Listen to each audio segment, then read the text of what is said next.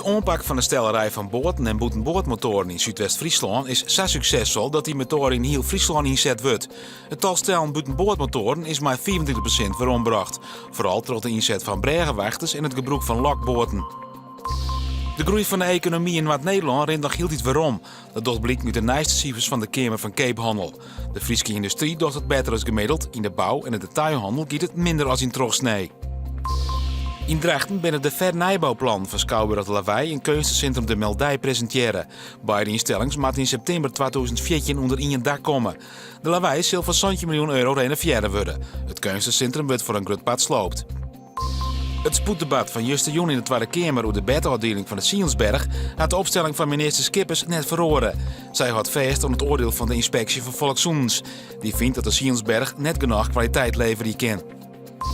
Joen en vannacht koelt het aan naar goed 13 graden. Morgen weer een soort zinnen, maar 22 graden wordt het wat minder warm als de oude dagen.